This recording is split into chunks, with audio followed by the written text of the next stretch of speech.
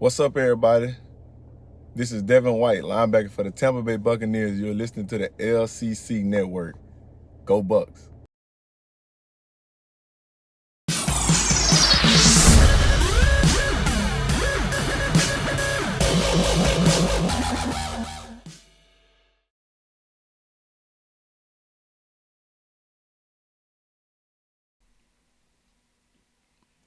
Hey everyone, welcome to the Commissioner's Clubhouse and the LCC for the final act of the regular season, week 13. And guess what, everyone? We are officially... That's right, we're back, like Cam Newton was, when he was good for a brief moment before last week, week 12, against the Dolphins. We're here. We got the gang together. We've got Jordan, we've got Mafali, and we've got Cody. We have got the four amigos on the show for our last regular season podcast of the year. I can't believe I'm saying that. This is it. This is the last one we're recording for the regular season, and after this, we're literally at the end of the year. Hell yeah, playoff time. Yep, rooting for all those playoff teams right now. Hoping to see some exciting action. I'm glad you're rooting for me, Steve. What's that? Everybody but Cody. Playoffs? Don't talk about playoffs. You kidding me? Playoffs? I just hope we can win a game. What's that? I had to play And we that. won't win Sorry. anything, so there's no hope Talk anymore. about playoffs? You kidding me? I accidentally played it twice. No, yeah, dude, I really thought you were gonna win the other week. By the way, I don't know.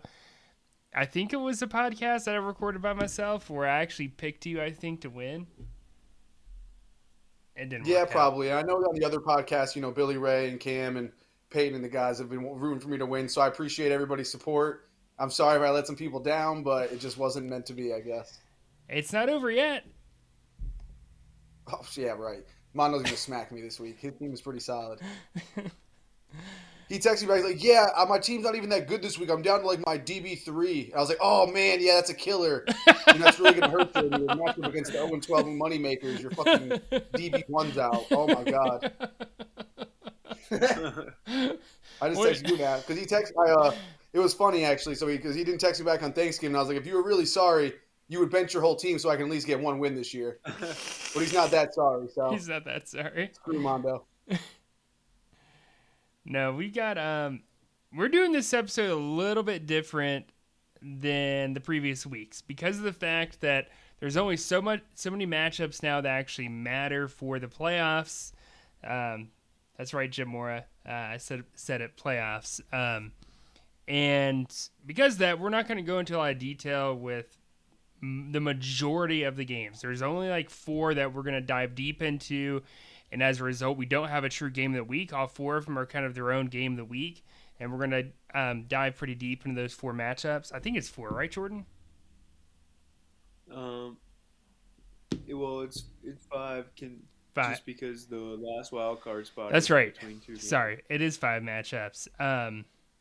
And so we're going to dive into those, the ones that have playoff implications.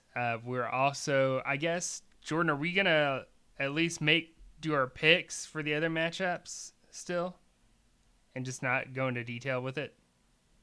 We could rapid pick if you want. Yeah, like a rapid pick type deal? Yeah, just Okay. no detail. That sounds good. If not, we'll be running in 2 hours. Yeah, exactly. And we don't want to do that. But first, before we dive into those matchups, a couple things, just a couple housekeeping things. Don't forget to vote in the Little Critter Clubhouse Awards. Pretty big deal. Some of the awards do impact your Hall of Fame score, so you can see that much closer. I guarantee you that this is one of the things that helped Cody get into the Hall of Fame this year. And it helped Cameron when he got in a couple years ago. So this is big. Definitely vote, even if you don't have anyone involved or whatever. It helps, keep that community going in a time of year where I feel like a lot of fantasy leagues begin to die at the end of the regular season, because people say, I'm not in the playoffs anymore, I'm done, whatever. I'll see you guys next August. I mean, that's not how our league operates to begin with, so I hope you're not thinking that.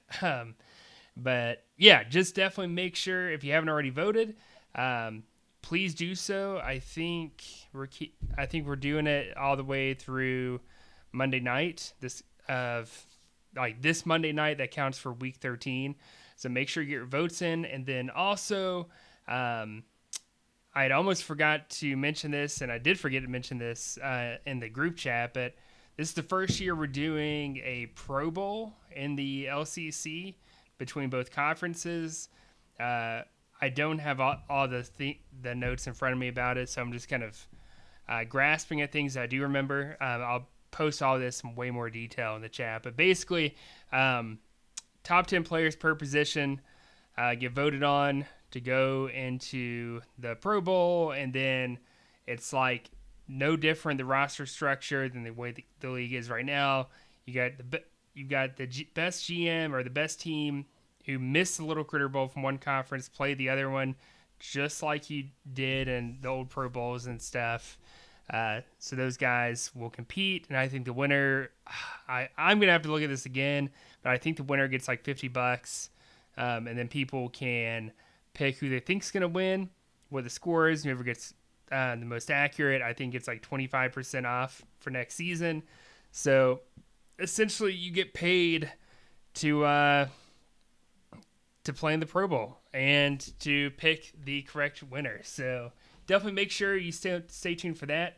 I'll definitely be sure to put some more details out. And then real quickly, we do have the Developmental Draft Invitational, which is like our losers bracket for the 12 teams that missed the playoffs. Right now, if it ended, Conference A would have Hunter of Champions and Abusement Park at the 1 and 2 seed. 3 seed would be Burroughs Body Count. 4 seed would be Jiu-Jitsu Jesus. 5 seed, New Orleans Voodoo. 6 seed, Fossa Moneymakers. Conference B, you got Slapdicks at the 1 seed. Give Me More at the 2 seed. 3 seed goes to Eastside Brawlers. 4 seed, Step Rose Fantasy Company. 5 seed, Bring a Rexy Back. And 6 seed, Two Girls, 1 Cup. So, again, that's for the season today. This is definitely going to change. We have a lot of matchups that, although they don't matter for the playoff race, they do matter actually for the seeding of this bracket. So, yeah, this is going to change over the next several days.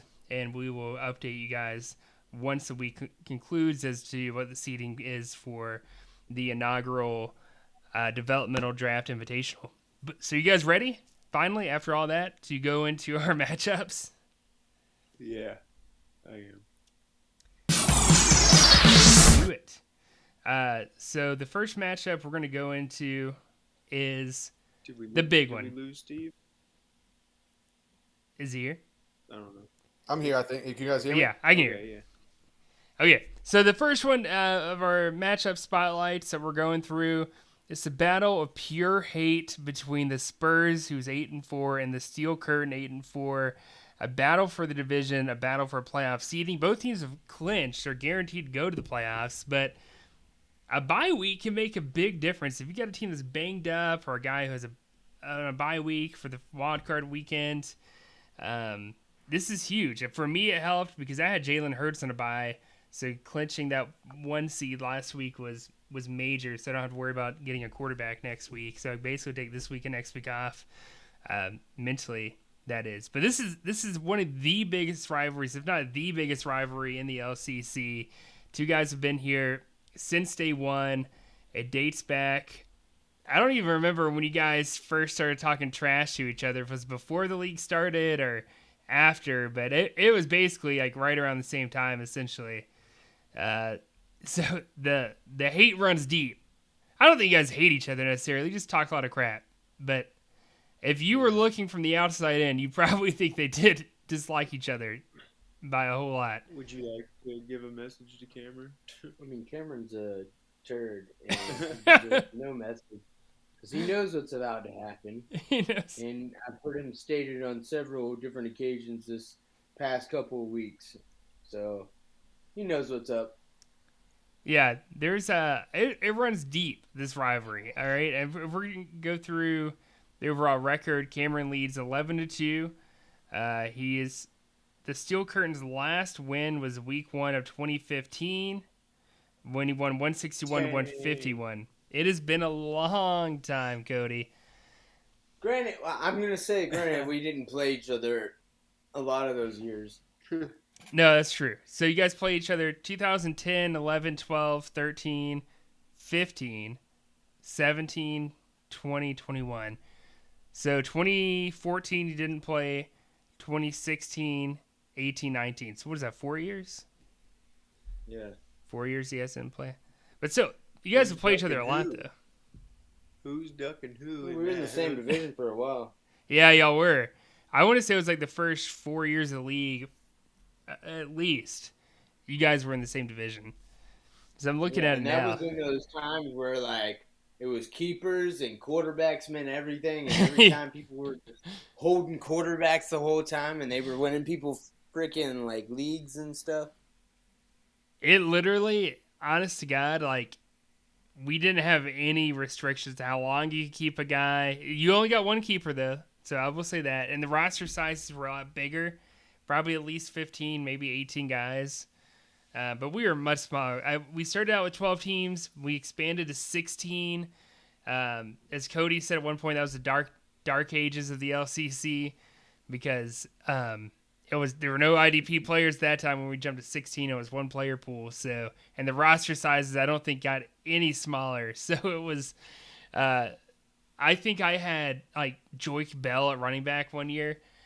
I was desperate, but yeah, that's the history of this rivalry.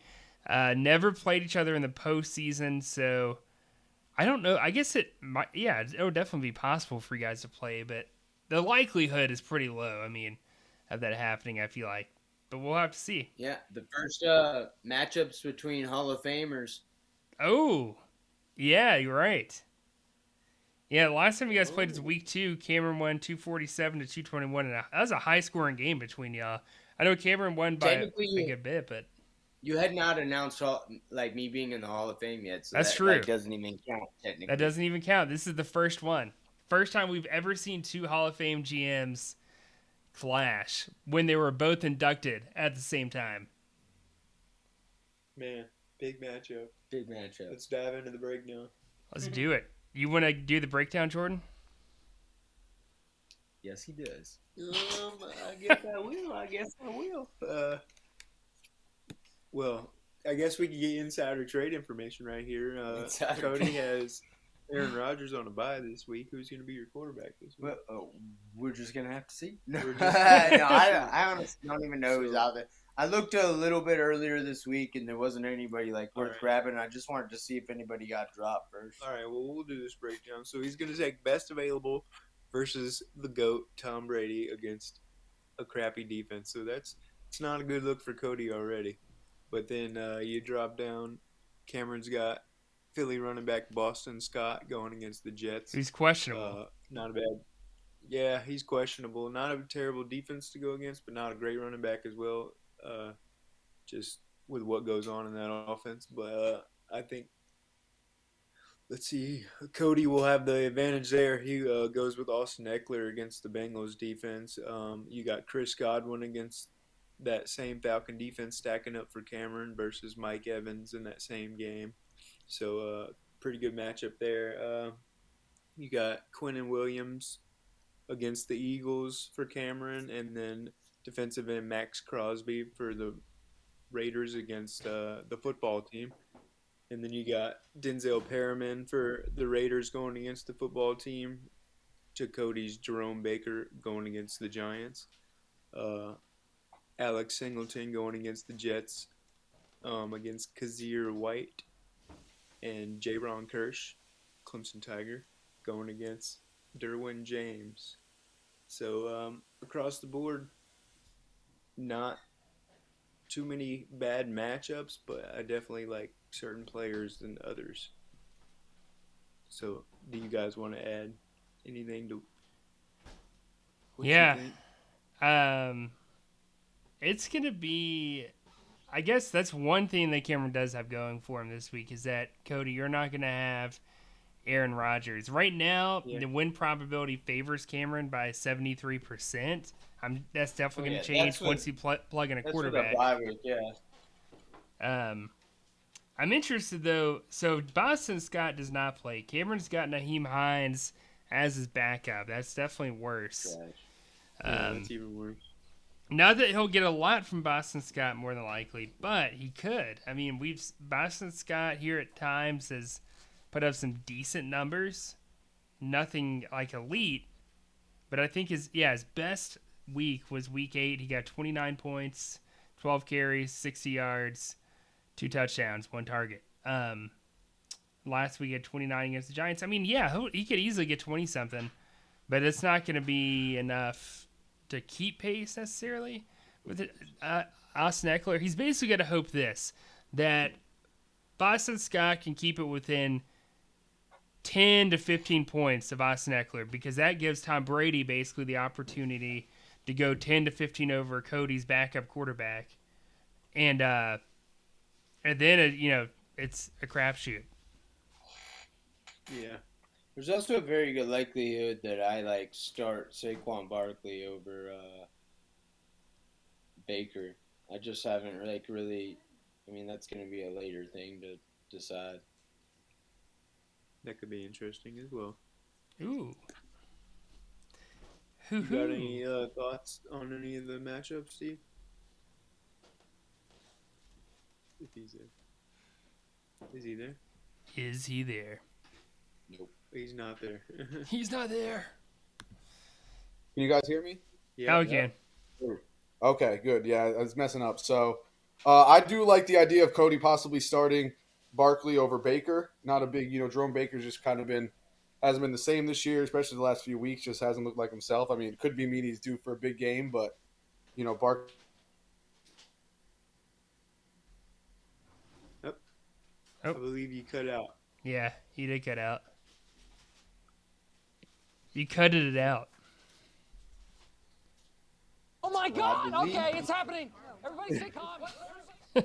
I believe he was going to say Cody was going to win by 1,000. I don't think he would have said that. No. That's what I was thinking he was going to say. He was going to say Trevor Lawrence is my favorite quarterback and Cody's going to win. Well, we'll keep it rolling until he get back. Okay. What you got, Pat? No, I mean, that was my thing. Like I said, can Boston Scott keep it within 10 to 15 of Austin Eckler? That's a big if, because we know what Austin Eckler can do. And I think he's going to have to stay busy with Cincinnati's offense on the other side of the field. I think it's possible, though. Like, all right, so let's say you get 35. 35 is a very reasonable number for Austin Eckler this Sunday. Boston Scott basically just has to get 20, and I think that's doable. You don't think he gets that against the Jets if he's healthy? I don't think he's going to start. If Miles Sanders doesn't play, he will, but otherwise he's touchdown dependent. Yeah, I don't think. I personally don't think he'll start. We'll have to see. Well, who's everybody's picks for this game? For me, I'm going to go Cody here because, again, that just puts it within reach for Cameron. That doesn't guarantee anything. And at that point, his linebackers haven't been consistent lately, so it's hard to get a pulse. Once your IDP guys are a little inconsistent, you start really questioning who to start. And I'm not super crazy about Alex Singleton's matchup against the Jets. Just because that offense is just so garbage. But he doesn't have a lot of other options, honestly. I guess I'd probably start Jesse Bates over him. Jesse's going against L.A., and I feel like the Chargers, like I said, are going to have to stay busy. So I think Jesse Bates will be busy. But, yeah, I'm giving it to Cody. Yeah, I'm going to actually have to go with Cameron here. First off, just screw Cody, so he couldn't even set his lineup. That's a big play for me. But I think he wins it on the back of Chris Godwin, former Penn State Nittany Lion. So, I think that's how he gets it. Well, I am going to go with the steel curtain and a backup quarterback. And the running back position is what is going to win it, and that is with me assuming Saquon Barkley adds to that running back position. Yeah, and Steve, you can suck one first of all because I set my lineup. This is a family podcast. The only thing I haven't done is obviously I'm thinking about the Saquon and Baker thing, and then I didn't go get a quarterback because I wanted to see if maybe somebody got dropped that I would prefer. But I'm gonna go with myself obviously because fuck Cameron and he's a fucking loser. So. All right. Well, there's our pick'ems for this first matchup. You want to crown him? Sorry to all the children that randomly scolded us on YouTube. What'd you say? Yeah, I said sorry to all the random children who listen to this that scroll around on YouTube and heard that potty mouth. Plus earlier in the podcast, so you can chill. Well, yeah, but I didn't emphasize it, Luckily for us, I always check that this is not for children button. These. I always assume there's at least one inappropriate thing said. Yeah, always. That's still for children. We're losing a huge fan base there by not getting all these nerdy kids in here. I'll go ahead and really make it not for them. Yeah, I was about to say because we're doing it for the fans, Yeah. Eventually, most of us will probably have families and stuff, and it'll be like our kids trying to get in, then we're gonna have to try to watch our language at that point. No. Nope. Yeah, my kid will speak whatever he feels. Yeah, my kid's first cuss word. My kid's first word is gonna be a cuss word for sure. Fuck. Yeah. Especially living in the north. Yeah, Steve's kid's gonna say shits. All right, let's go to our next matchup here. It is the third leg, who is 9-3, versus Mr. 300, who is 10-2. And fun fact, only one team in league history has ever won 11 or more games in the regular season. There's only two teams this year have a shot at that, and that is Colby and myself. Colby, though, is unfortunate enough to go against Charles, who has had a great year, who is nominated for Comeback Team of the Year. And I think, I could be wrong, but I think he was nominated for GM of the Year, too. But same with Colby. I don't feel like this is like a true rivalry game, although it's a divisional rivalry game by default. There's not enough history between them. They don't really talk or anything for it to be an actual rivalry. But they do have somewhat of a history between the two of them. And it looks like, from what I'm seeing here, they've played each other 8 times since 2015. And Colby dominates the series 6-2. But the third leg wasn't the last time they met in week 2 of this year. Went 250 to 197. But that was a different Mr. 300 team, guys. That was night and day different. They didn't have a guy named Jonathan Taylor who's nominated for LCC MVP Player of the Year. So he has that going for him. Jordan, you want to do the breakdown, or you want to pass it to someone else? You want this one, Steve? Or yeah, I'll take it as long as hopefully I don't get logged out here in the middle of it. But yeah, if you do, pick up. So the first thing, obviously, we got Charles here with Jimmy Garoppolo versus Dak Prescott. The one thing I'm always kind of worried about with Charles's team is his quarterback. It's been a revolving door, and that's such a big position. Dak does get back Amari Cooper this week. I'm not sure about CeeDee Lamb, but either way, just getting Cooper back is huge for him. So I think he does have a pretty good week this week, even against this decent New Orleans defense. So I'm going to give the advantage to Colby there. Running back, you got Jonathan Taylor, obviously, versus Zeke. And, I did hear on the radio Jerry Jones claiming that they're going to feed Zeke a lot this week, but that still is not going to make a difference. I still think I don't even really believe it. I still think they're going to go split backfield. Jerry Jones just likes to talk. But I'm going to give Jonathan Taylor the edge there just because, like you said, Pat, he's nominated for fantasy MVP for a reason. The guy's been going crazy this year. So then we have the wide receiver matchup of Michael Gallup versus Keenan Allen. That's a pretty easy one for me. That's obviously Keenan Allen. He's ever since he's got over that injury bug that he had at the beginning of his career, he's kind of been Mr. Consistent. He just gets a lot of targets, a lot of catches, and especially in a league like this, he's pretty much a lock for at least 20 points. So I'm going to give him the edge there. We have the DN matchup, Nick Bosa versus Joey Bosa. Gotta love it, the matchup of brothers. Can you guys still hear me? Yeah. You're going. Okay, just making sure. So you got that matchup, which I love to see. And I'm gonna have to call that a wash. I mean, how can you pick between two brothers like that? That just doesn't sound right. So that's a wash. A Bosa wash. Oh, we lost you. No. Okay. He can fix it, and I'll keep going. But so we got the Bosa wash, and then we move on to the linebacker matchups, which are pretty good. You got Bobby Wagner going against the 49ers, against Eric Kendricks, who's probably one of the top scoring linebackers in the league, if not the top. I'm not. He's been I'd have slowing down though Yeah, recently. he might be. Last So- couple of weeks, dude, he's had some like lower games than All right. recent. So still a good matchup, but as Cody says, he might be tapering off. But then you got Logan Wilson with the Bengals going against the Chargers in that game mentioned earlier. And then Michael Parsons at linebacker for Charles in the Thursday night game against the Saints. Opposite effect right there. Like Kendricks is tampering off, but Parsons is fucking pushing up. Save that for you. Cal Duggar with the Patriots, and then Von Bell going against the Chargers. All right, you want to give some specific matchups, Cody? That I think just will thought it was control the like game? I thought it was a good idea just to like push it in there like within to make it a little quicker. But yeah, I mean, same thing. The linebackers are like, they both got guys that are maybe hit their ceilings and maybe have tampered off in terms of Logan Wilson and Eric Kendricks. I believe in Eric Kendricks a little bit more than Logan Wilson. But then you got Parsons and Bobby Wagner. Parsons is honestly probably one of the better.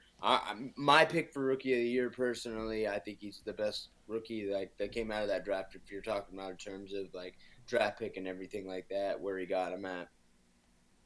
Kyle Duggar's probably one of the bigger like picks at safety, like pickups. Like this guy's been going off. I think Peyton's really been the one that's like hammering the Kyle Duggar thing. He fucking loves that pickup. So I think he's a little bit better than Von Bell at this point, but Von Bell is one of those guys that can go off at any point. Really, it depends on, I'm going to pick Mr. 300 just because, Charles doesn't have a quarterback. He's been struggling at quarterback. I also heard, which is weird that Mufali said this, but I heard Zeke might sit the rest of the year, like majority of the year. So I don't know which one is what, but like that's just where I go. I think Colby's a little bit more like fluent in his whole roster, and his roster's intact, and I'm gonna go with him. He looks nice, and he's still on a hot streak. So I think he's gonna get 8 in a row, 9 in a row now. Yeah, I don't know if you guys can hear me, but I'm going to go with Colby too now. So Yeah, I can hear you. Good to all have right, you cool. back. Yeah, I'm going to go with Colby. I just Charles's quarterback is just I love his team, but even though Colby's is a little bit better roster wise, like just the thing for me with Charles's team is the quarterback play. I just can't trust it. Agree. Even against the bad matchup against Seattle, I think they just go run heavy like Washington did last week. They pounded the rock last week with Gibson, and I don't see the 49ers mixing it up too much more than that. Yeah, it's obvious he's going with Jimmy Garoppolo now, like looking at his bench, but I don't trust Jimmy. Yeah, he could mix it up, and you can go get somebody else. I think he just picked Jimmy up. I think he dropped Baker. Well, I don't blame Or him. not Baker, Ryan. Matt Ryan. He had Oh, Matt yeah, Ryan. I either don't one. even think I knew that. Yeah, he dropped Matt Ryan. What do you think about this matchup, Pat? Who are you taking? I didn't know anything about the Zeke thing. I was trying to see if I saw any more news about it. Honestly, after Cody mentioned it, and What did Cody say? Cody Because I probably said, got logged out for that. Cody said that he had heard that Zeke might sit out the rest of the year. Well, no, I literally just heard on like ESPN today, ESPN Radio, Jerry Jones came out and was like, we're going to give Zeke a heavy workload this week. And I mean, this could be the last week, and then they sit him out for playoffs or something. And I still don't believe it. I still think it'll be a split, and Jerry Jones is just talking out of his ass. But it definitely kind of sounds like Zeke's, in the picture still for the rest of the year. Yeah. Yeah, I've just like read different things stating that they might rest Zeke before the end of the year, and come playoff time, that's definitely big. Oh, it is for sure. I would think they should do it. I don't know why. When I heard that from Jerry Jones, I was kind of surprised. I thought they just sit Zeke this week, let him get a little rest, and let Pollard just go. But Yeah, especially Pollard's been so good too. yeah, exactly. So Yeah, all Zeke owners, I hope they're handcuffed up with Tony Pollard. So And in this case, he is not. he's not. For this matchup, though, honestly, I'm going to go Mr. 300. I picked him for GM of the year for a reason. Honest to God, this might be one of the most dominant late season performances we've seen in a very long time in the LCC. And part of it has to go back with that that trade that Colby did with Jordan to get Jonathan Taylor. I mean, Jonathan Taylor is having kind of like a Christian McCaffrey-esque season when Christian was actually healthy and young. Not that he's not young, but his body is physically aged. Let's put it that way. I mean, he had 93 points just 2 weeks ago. 93 points. I can't even wrap my head around that. 185 rushing yards, 4 rushing touchdowns, and a receiving touchdown on top of that. It was just, you just don't see that in today's NFL. And he's broken 150 rushing yards twice this year in one game. I mean, again, you don't see that. You don't even see that many 100-yard rushing games anymore. So I got to give it to Mr. 300. Even if Zeke does play, Zeke's not going to – I don't think Zeke touches those numbers this week with Jonathan playing against Houston. Yeah, I'm going to go Colby and Mr. 300 as well to win the division. What division is that? That's the East Division in Conference A. So we're predicting Colby East Division champion. Ooh, that's a big one. That's a big one. If you want to crown them, then crown their Colby actually really needs to lose, though, if anybody, like, I mean, he's going to have Jonathan Taylor out next week. This is huge. Like, Charles needs to finish the job because there's an opportunity. If you're going to get Kill Colby, shot. yeah, this is kill shot right here, Charles. Get it done, Charles. Yeah, and make no mistake about it. The entire Conference B will thank you, Charles, if you win. Because if there's one team that pretty much unanimously none of us want to face, it's Colby. So please get that dub. Please get that dub. All right, let's go to our next matchup. Sorry, I was putting my picks in the app because I'll forget otherwise. So the next matchup, give me Moore, who is 4-8 versus Le Batard Lobos of 4-8. And if you would have told me, 3 or 4 months ago that one of our primetime matchups would be 2 4-8 teams, I would have laughed my ass off. But that is not the case in 2021. It's different. It is different post 2020. Things have changed. This division, these two guys. Yeah, but you know what? I forgot to play Alex's soundtrack for the Batard Lobos.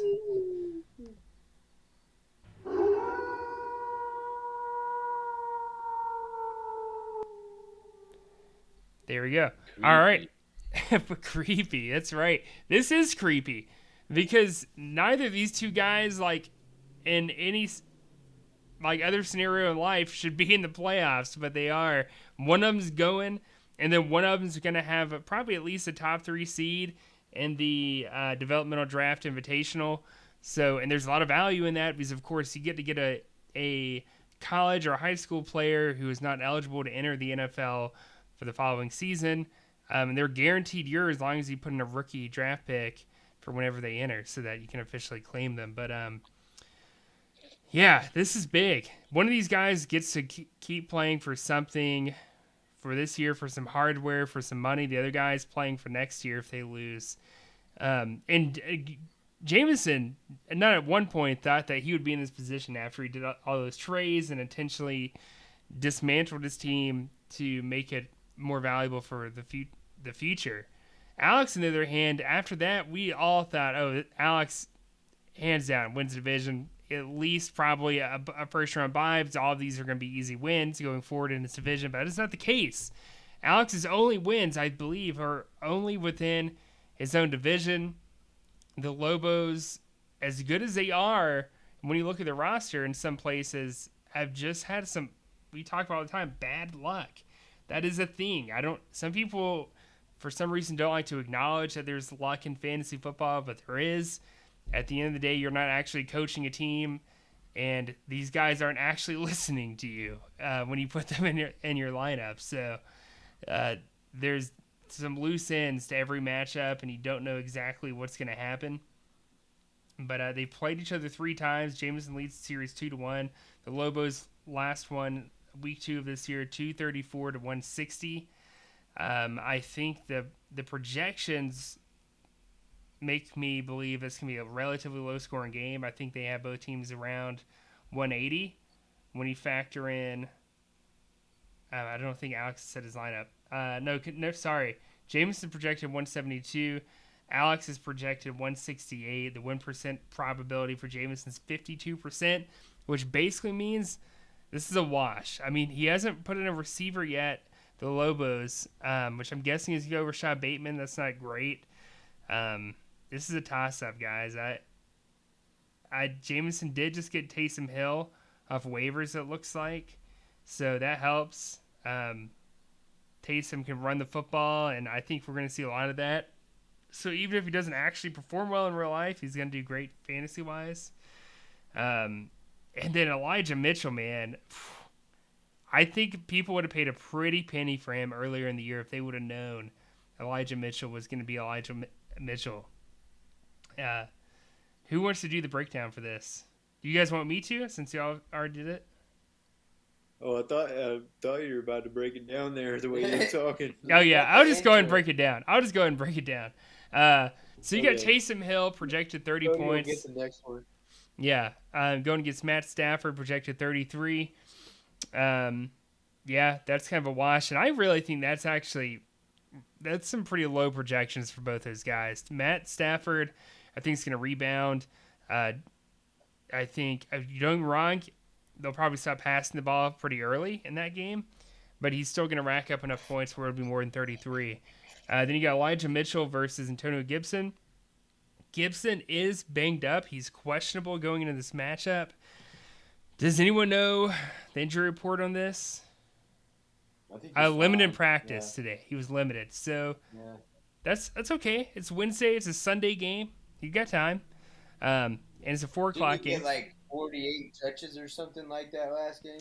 Yeah, I mean, he killed it, dude. He had, I think, his best game of the year, honestly. He had like 40, let's see, He got a load of touches, like a 43 points. Best game of the year. He had 29 rushing attempts, 111 rushing yards with 7 receptions for 37 yards, but no touchdowns. Could you imagine if he would have a touchdown? It would have been like a 50-something point performance, depending on how many he got. Take 40 something. 40, yeah. So you got that. And then receiver, Jameson is starting Rob Gronkowski at the moment versus, I'm guessing, Rashad Bateman, unless the Lobos go get someone else. And then defensive line, you got Robert Quinn versus, he doesn't have a defensive lineman in yet either. No, yeah, he does. He has Alex Highsmith. Yeah. Sorry, going against Baltimore. I don't like that matchup. Then you got Patrick Queen, who is questionable at the moment, but I think he should be good to go going against Pittsburgh. I'd imagine he has a good game because the way Pittsburgh runs the football. C.J. Mosley going against the Philadelphia Eagles. I do not like that matchup at all. Then you got Marlon Humphrey going against Pittsburgh. I'm not crazy about that matchup. Then you got Taylor Rapp going against Jacksonville. Taylor actually might get a pick in that game, honestly. And then you got A.J. Terrell going against Tampa and Harrison Smith going against going against Detroit. For this is going to be a really close game, guys. But I'm going to go. It's not the upset based on my fantasy league, but I think it's the upset in a lot of people's minds. I'm going to go Jameson in this game for a couple reasons. One, I like Gronk going against Atlanta a lot more than Rashad Bateman going against Pittsburgh. And then on top of that, I love Patrick Queen's matchup if he's healthy and ready to go versus C.J. Mosley. He's going against Philadelphia. They do not run the ball traditionally by any sense. You got Jalen Hurts scrambling, and you don't know what kind of lane he's going to run up, which means there's no guarantee that C.J. Mosley's even remotely there to make the play and get the tackle. I do not like that, guys. Linebackers have struggled all year against the Eagles, and same with defensive backs. I got to go Jameson in this. Yeah, I might roll Jamison too, and honestly, it's because of the emergence of Elijah Mitchell for me. I don't know if Steve is still on, but Oh yeah, I thought Cody was gonna go, but yeah, honestly, it is kind of crazy to think that Jameson's still at this point here. But I'm actually gonna go with Alex in this matchup. I do think that Mosley has a pretty decent game actually. Uh, and then I don't think he's actually going to start Rashad Bateman. I'm almost positive he's going to go pick somebody up. Yeah, I just don't think he's really messed with anything yet for the day. I know he sometimes gets on later at night, so you could see him do something later tonight, possibly. But I don't think he's going to start him. And I think if there's any position you can stream in this league, usually that's pretty easy. It's safety and wide receiver that you can stream any week. So I think he's going to have some decent luck there. Even though Gronk does have a nice matchup against Atlanta. Atlanta really does tend to give up more to their wide receivers than they do to the tight ends, but either way, Gronk is still Gronk.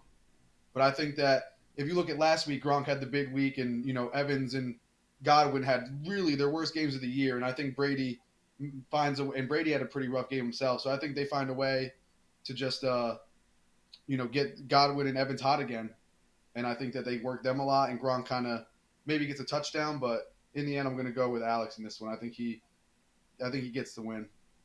Yeah. Ultimately, for me, like it all depends. He's obviously going to go get a receiver, and I wouldn't we've always said I wouldn't expect him to stay with Rashad Bateman, but I think ultimately it lands on the quarterback play. I don't think Jason Hill is going to get very much, and I definitely think Stafford's going to have a nice day, maybe one of his better days of this year.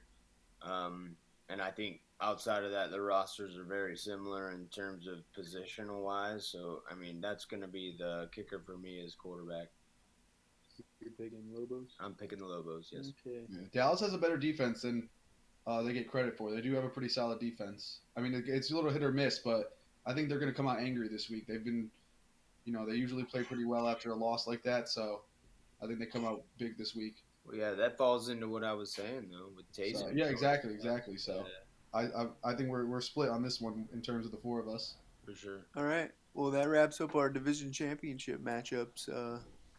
We'll go on to our potential wild card bidders. Let's get into primetime players versus Jiu-Jitsu Jesus for the odd squad squabble, as Jordan dubbed it. This rivalry matchup between the two. This one dates back to the inaugural season of the LCC, or at least in terms of them knowing each other. It dates back before the season even started. A lot of us who were in here from day one either went to high school together or knew each other through other friends, what have you. But two OG guys. They played each other 13 times. Daquan leads the series 9-4. The last time they played, week 2 of this year, Daquan won 208-205 in a very, very close game. And last time Matt won, week 5, 2017. It has been over 4 years, or just over 4 years if you're going by the weeks, since Matt last won a game. And that's honestly probably the last time Matt was super relevant in the LCC in terms of actually being a contender. He's made the playoffs, I think, once or twice since then, but it was kind of one and done. But yeah, Daquan ever since has basically just kind of steamrolled him. Yeah. You're gonna hit the breakdown on this, Cody? Yeah, I got you. Right now, neither one of them have a quarterback, so I guess that's kind of a wash at this point. Running back wise, I like Damian Harris for Daquan over Devontae Freeman. Freeman's actually had a couple good games though for Baltimore, so I feel like that can, maybe be something that Matt can hold his hat on a little bit for the running back wise. Obviously, Diggs is much better than Mark Andrews. Me personally, I'd probably go T. Higgins over Andrews. But that's just me being a homer. Steelers suck. Anyways, That's somebody that's 0-12 at the moment, probably about to be 0-13 that just spoke. So, DeForest Buckner, I coughed. Thank you very much. DeForest Buckner, and Christian Wilkins. At this point, and they're both having good years. I can see that being a wash, personally. How about that Alex guy, the linebacker from Detroit? I don't even know. Alex Anzalone. only, yeah. Had a great week last week. A big surprise for Matt and everything of that nature. I don't know what like Roquan is listed as. I know he got hurt last week. Does anybody know his thing? His did not practice Wednesday, so Roquan's not practicing, so that could be big for Daquan, especially if Alex is going to play the way he did last week and get the opportunities he did last week. Schobert, that's another guy who can put up a big week, but's also had a bunch of stinkers this year. Same thing with Edmonds. Man, there are a lot of like Clemson and Steelers in this matchup. Are you surprised? I guess not. I don't Cody's know. getting a boner. Yeah. Jonathan Abrams, I actually like a little bit over Xavier McKinney. I just think he's just in more than McKinney is a little bit more, and I just like his team and makeup around him a little bit better than I like McKinney's. So I'll go there. This is kind of a wash. It really depends on what they get at like the quarterback positions. I'm gonna go Daquan if Roquan plays. If Roquan does not, I'm gonna go Matthew. All right. Who's your pick in that, Pat? Also, I would say maybe think about McKissick, J.D. McKissick at running back.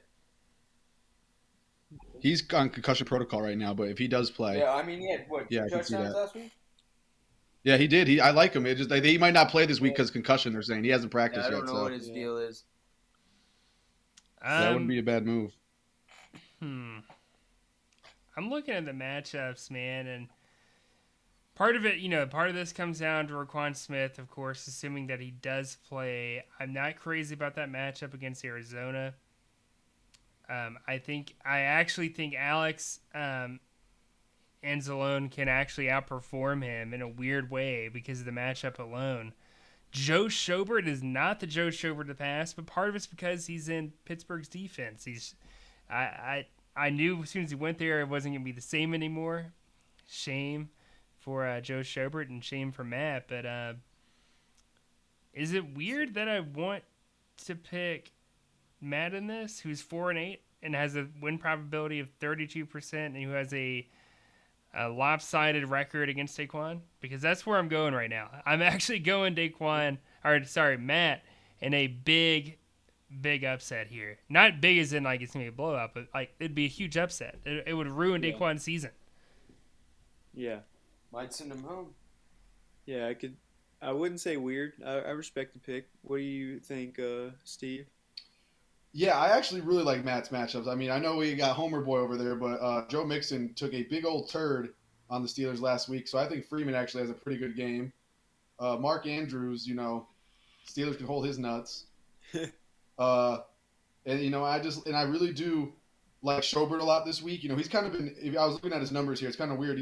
Every good game he's had has been followed up by like a bad game or a below average game, especially the last few. So his by the way he's done it, it would say he's gonna have a bad week, but this is such a great matchup for him. I think him and Anzalone both have great matchups, so it's gonna be tough for Daquan, especially because I see Buckner's not practicing this week, Roquan's not practicing this week. Harris actually has a pretty tough matchup against Buffalo. I mean, I know Buffalo had the one tough week against Jonathan Taylor, but that was without Tremaine Edmonds, who was like definitely their defensive MVP with Tre'Davious White now being out for the season. But I still think it's a tough matchup to especially on the road. And I'm just gonna give this one to Matt. I mean, maybe they both play with no quarterback. Who knows? They might just text each other like, "Hey, man, you want to play with no quarterbacks this week and see how it goes?" And they might do it. So, but at the same time, the matchup could be made by who picks up the better quarterback this week. So we'll have to see what happens there. But right now, I'm gonna have to lean Matt because there's way too much uncertainty with Daquan's team with two guys being out and just not a big fan of some of the other matchups. So I'm gonna go with Matt in this one. Yeah, I'm actually leaning Matt myself. The injuries scare me for Daquan, and just he's got Diggs playing, and Belichick is the king at taking away the best players, so that could not be fun for Diggs, and it could cost him if the injuries mount up. So I'm gonna lean Matt, and I don't know. Did we say this? So the wild card, the last wild card spot is coming down between primetime players and Hunter and champions. Yeah, we did not mention that. And for Yeah, so that's why this was classified as like a wild card matchup. yeah, so if primetime players wins, he's in, and for Hunter of champions to get in, he needs a primetime players loss in this matchup, and plus a win. So yeah, Yeah, I mean, he's definitely looking good now. Like I he'll said, be rooting two heavy guys not for practicing, Matt. not good. All right, do we want to go to our last matchup? We sure do. Let's do it. Last So in matchup this here. one, Hunter needs the win and a Daquan loss. Yeah.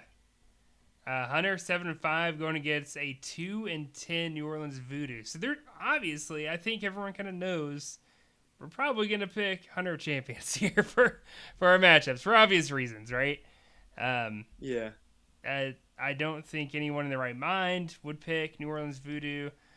He's projected to lose by, let's see, 65 points. I mean, when you're projected on my fantasy league to lose by 65, it's over. But he hasn't said his lineup yet, so there is that. He is starting Zach Wilson because he has to. That kind of blows for him. Even though I really want to have a heart-to-heart conversation with John and be like, listen, do you still believe in Zach Wilson? If you do, are you planning on taking that third-year option or fourth-year option, in the offseason and keeping him for free? Because then you're forced to keep him again, and this experience has not been very good. But with that said, do we want to go into the breakdown of this, guys?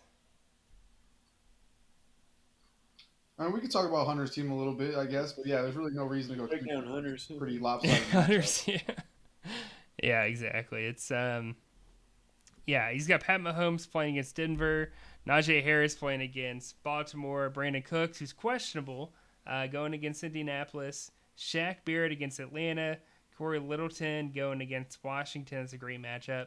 Quandre Diggs going against San Fran, and Malcolm Jenkins going against Dallas, another good matchup. And it's just, part of it's, I don't even know. They do give New Orleans Voodoo a win probability of 3, though, 3%. So there's that. There's 3%, but yeah, I mean, a lot of good matchups for Hunter this week, especially Pat Mahomes off a bye. You know, I know Denver's defense has actually been pretty solid this year, and Pat Mahomes hasn't been quite Pat Mahomes, but off a bye at home, I'm just, especially on Sunday Night Football, I'm expecting a pretty big game from him. Yeah. And I know Hunter's been trying to wrangle up some votes for Najee Harris, so if anyone wants to vote for Rookie of the Year. Yeah, there are some good rookies, but he leads all rookies in scoring from definitely, not even arguably, without a doubt, the most valuable position in the LCC. Yeah, but I would say Hunter walks away with this one and is just crossing his fingers Daquan goes down as well. Yeah, exactly. You know, in which it's looking pretty good for him so far. So. All right, Cody, got it's anything nice when to you add? get to end your season against me and John for Hunter. Yeah. I think Cody is no longer with us. Oh, man. No, just for the podcast. Yeah, he's still alive, guys. Yeah. just for the podcast. Cameron thought he had a shot at winning for a second. But yeah, that's it for the major matchups. I guess we can very rapidly go through the others. Let me get my we'll just make a quick pick. Let me get my app ready real quick. I picked Give Me More, right? I said that, yeah. And my other one, what was the other one? I picked Hunter. And then I think that was it. And then I picked Matt. All right, let me save that. All right, here we go. Let's dive into it, gentlemen. I guess I'm just going to use my app here, what it lists first. Might not be the first for everyone else. So let's go into, actually, no, you know what? I'm going to use, because I'm sharing my screen with everyone right now, we're going to go to the history page. And we're going to go dabble in there. That way I don't have to repeat the history of these matchups. You guys can just look at the screen and see it. If it'll load. Here we go. Game Center. Week 13. All right, so we did Primetime Players matchup. We did Mr. 300's matchup. Let's go with Hash Slinging Slashers here, who's 4-2 versus, Mafali is 4-2 versus Hash Slinging Slashers. Guys, I'm just going to go ahead and say it. There's not a lot of breakdown for this. I'm going Hash Slinging Slashers. Oh, you know what? These are supposed to be rapid fire, anyways. Yeah, it is. Oh, Yeah, dang, I and I'm deleted going the Hash sound Slinging drop. Slashers too. Yeah, I'm going slashers. The Hash Slinging Slashers have been picked. Hang on, sorry. Let me do the sound drop. The hash-slinging slasher. There we go. All right, we can officially move on to the next matchup. So the next matchup here is, let me scroll down a little bit more. Hash Slinging Slashers. Did that. All right, we've got Abusement Park versus Detroit Bad Boys here. This, at one point in time, we thought was going to be kind of like a playoff preview matchup. Two teams might be going to the playoffs, but unfortunately not for Abusement Park. For this one, guys, I might actually go Abusement Park in an upset. In fact, that's who I'm picking right now. Yeah, I actually don't think it's an upset looking at Billy's roster without his two running backs. He's got bye weeks. Yeah. Bye weeks and a lot. And So, Christian I'm going McCaffrey. Abusement Park. Yeah. Exactly. So, Abusement Park in this one. That'd be big. Big stuff right there in the Conference A West Division. So the next matchup here is Burrow's Body Count versus Beg for G-Reg. Same type of scenario. Only played each other once before. That was week 2 this year. Beg for G-Reg won 235 to 198. Why don't you guys pick first for this while I pull this matchup up on my phone? Yep. Definitely pretty easy for me here. Going to go back for G-Reg. I'll go He's been Beg pretty for dominant G-Reg. all year. Yeah. Beg for G-Reg for me. Same. All right, that's saved. So next matchup here, according to this, we have got Eastside Brawlers versus Afternoon Delights. Sorry, for the 9th time in league history. Last time Eastside Brawlers won was week 9 of 2012. Jordan leads the series 7-1. But Jordan, I think we're gonna have an upset here. I'm picking an upset. I'm going Eastside Brawlers. No way. Give me the delights.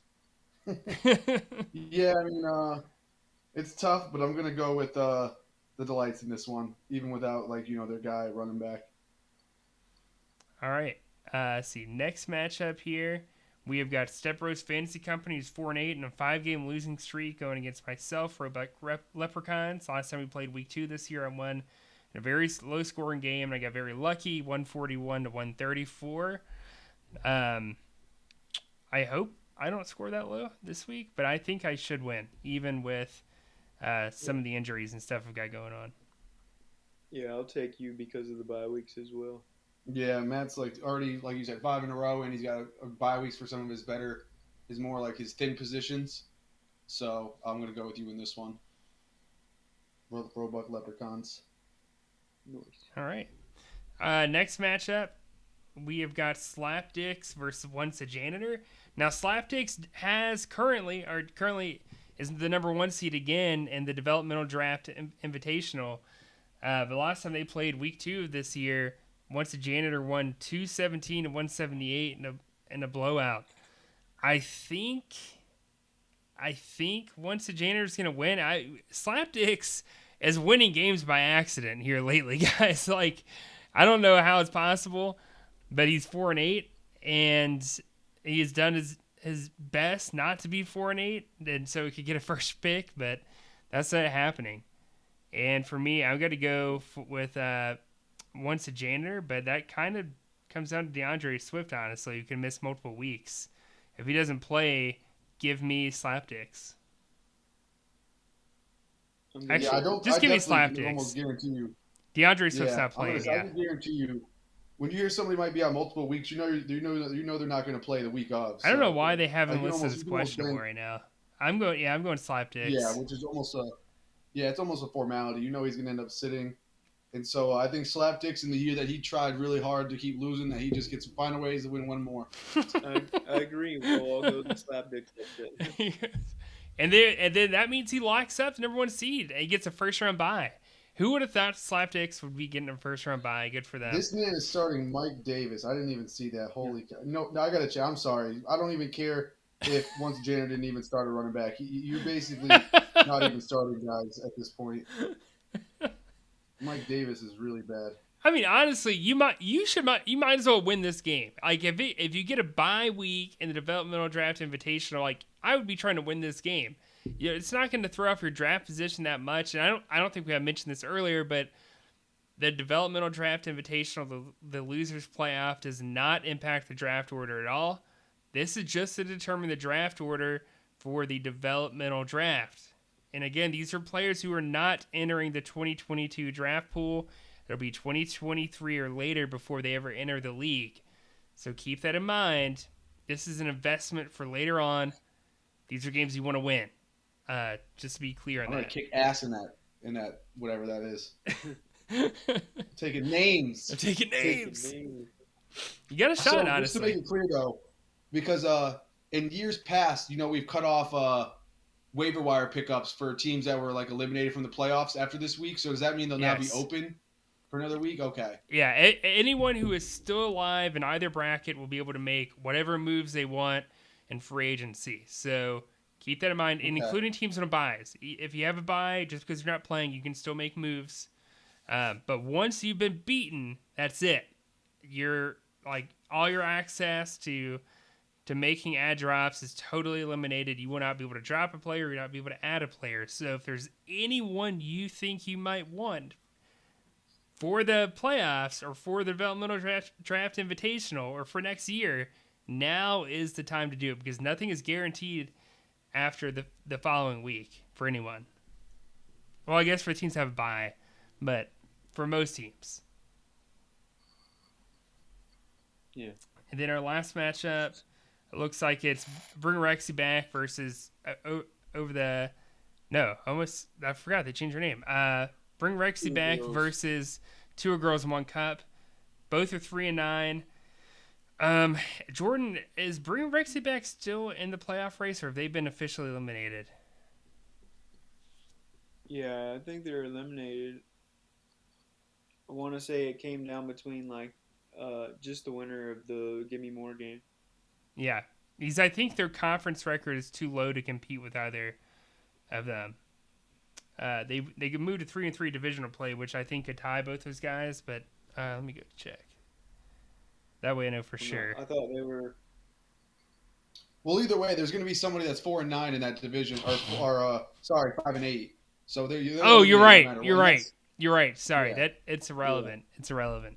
Yep. Bringing Rexy back when the last time these two teams played, week 2, 143 to 129. You could argue this game's relevant, but it's not, because it impacts the seeding of the developmental draft invitational. And Tua Tagovailoa had a relatively okay game against Carolina with 28 fantasy points, no turnovers, I believe. But honestly, guys, I've got to go Eddie here. I'm going to go Two Girls, One Cup. Yeah, I'm going Tua. Yeah, I got to go with Tua in this one, too. All right. Ironically, Tua plays for bringing Tua Rexy plays back, Tua. But we're going Tua Girls One Cup. Yep. Tua versus Tua. Tua. So that's it, guys. That's it. That's all 12 matchups around the LCC. This is it for the regular season. We're still going to do the podcast in the postseason, to be very clear on that. I don't think we'll talk much about the matchups in the developmental draft invitation. We'll still pick who we think is going to win each time. But definitely nowhere near as much detail as we'll go into for the playoff matchups, the actual playoffs. So yeah, it's been a fun night, everyone. It's been a little over an hour. A good show, I hope, for everyone. But we will catch you guys in the postseason of the LCC next week. All right. Peace. Yep. Good luck to everybody in their big matchups this week. All right, we'll see ya. All right.